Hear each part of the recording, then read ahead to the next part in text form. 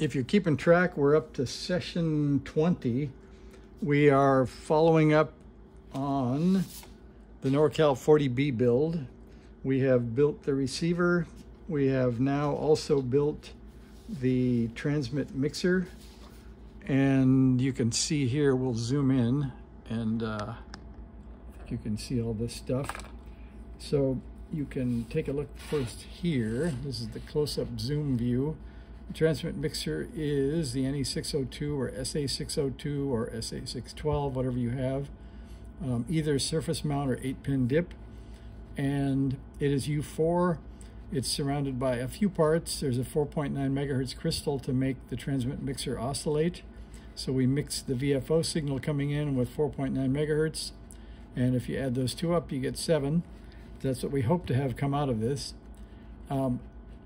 I had to add a few things. So we needed 8 volts coming in. There's a switch here, this transistor, and it gets switched by key through a diode and a couple of resistors and a cap to ground.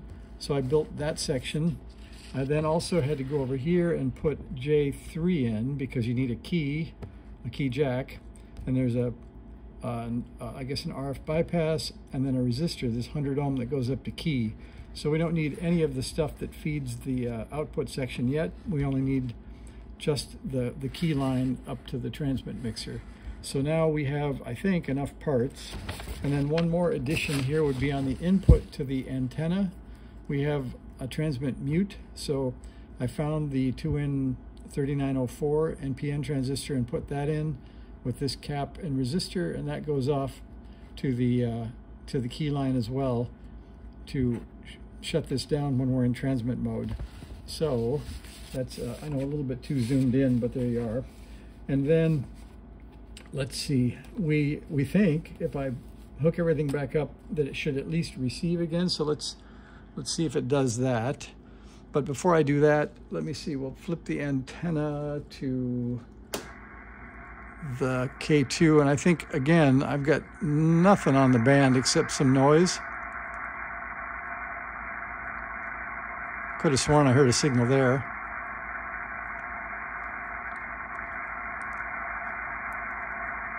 There was some broadcast and some digital modes earlier. Right now I've just got a bunch of noise, so I'm not going to be able to show you much. Okay, well that verifies that if we hear nothing on the Norcal 40B, that it's not because of the Norcal 40B. So let's see what we got. We'll crank up the vise. I've got everything from last time when we were playing with it. So we have an antenna and let's see, should be some audio here. Yep. And we have power. Oh, we got receiving already, that's good. And this time is new, we have a key jack, so I'll plug the key in. And it's just a paddle, but we're only using one side of it. So the first thing we want to do is make it so you can see this. So there we go there. And then I guess what I'd like to see first would be to see if we have the key line stuff working. We could either use a digital meter or I can switch to DC on the scope and we can see if we can measure voltage that way. So first of all, we'll see what we get if I take this probe on channel 2 and we get up to about 2 volts per division and all the way down to the bottom. 2, 4, 6, 8, 10, 12, 14 ought to be about up there. So let's see what we get. Yep, there's 14 or 13.8 or something like that. So that's good. Then, that again, if my hand was in the way, that's that. Then we're going to go see if we should have 8 volts up here on this Q4. So here is Q4, and the part with 8 volts has the 150K on it. So that would be this end. And we'll see if we can probe under there. And see what we get.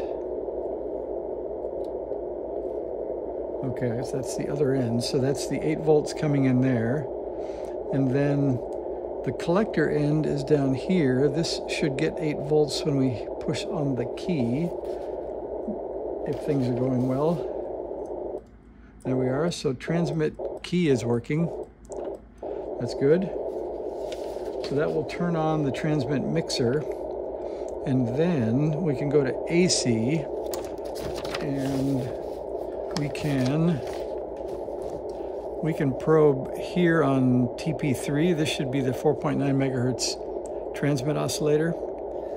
And we don't think that's going to be in the 2 volt per division scale, but we'll see what we get. So that again is TP3, which is conveniently marked as LO2. There it is, TP3 right there. So I believe if we key, yeah, we do get a DC component and we get an output, so that's good. Now we're going to go to AC, and we're going to crank down to, I don't know, what do we get, maybe 100 millivolts? Let's see. We'll see if that's, well, that's a little bigger than we expect. Let's see, we'll move that up in the middle. That's a nice signal. So let's see if we can get that probe to stay. I think we'll put the hook on. Let's see if that will hook on to TP2. And TP2 is also the crystal and pin. So there's nothing really good to clip on. So we'll just see if we can clip on TP3, which is LO2. That seems to work. Okay. Now we're going to key it and see if we can measure the frequency.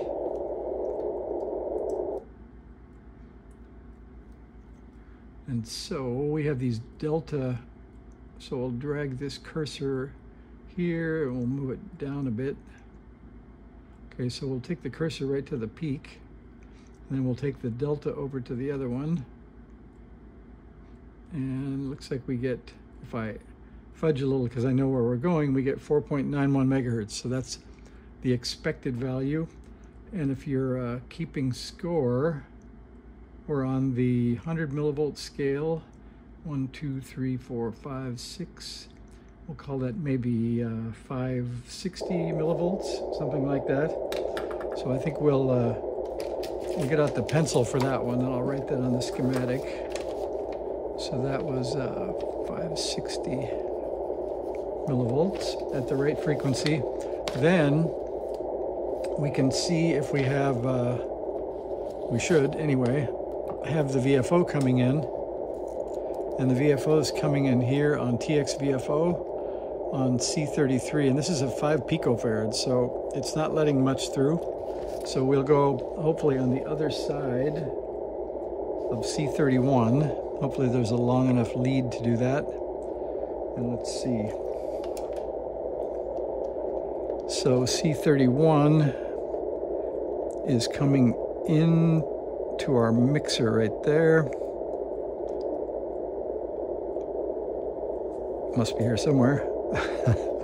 There's 37, 33, and 20. Let's see, it should be near pin 1, which is right there.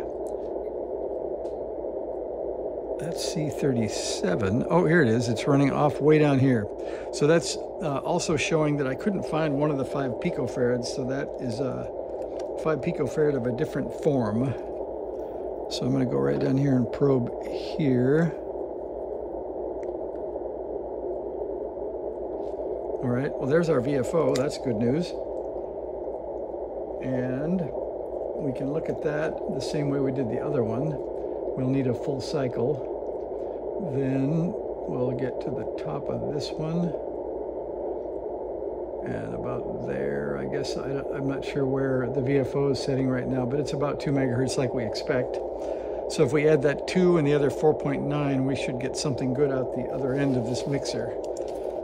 And we don't have a lot of filtering. I guess we do actually have quite a bit of filtering. We have the circuit here to filter that out. So as long as we go on the other side, we won't see the ugly, messy stuff. So let's find R11, which is also conveniently TP4, which is the drive signal to the driver. So let's move to TP4. See what we get. There it is, TP4. That's the driver. So now this shouldn't have anything until we transmit, because it's the transmit mixer. So there we are. And it's less amplitude because we're on a source follower, and it's got low impedance, so it's also got low output.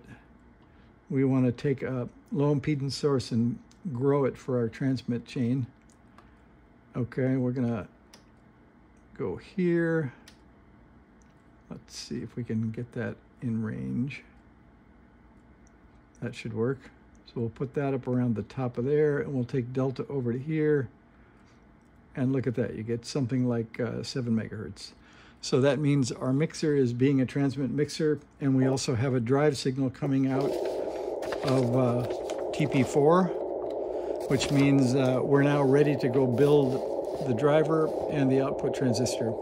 And we should be in good shape at that point.